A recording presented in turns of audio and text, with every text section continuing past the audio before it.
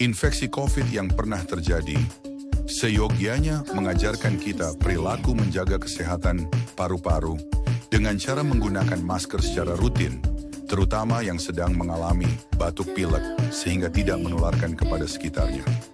Selain itu, para pekerja pabrik, pengendara motor, gunakan pekerjaan yang berhubungan dengan partikel yang dapat terhirup melalui hidung seyogianya.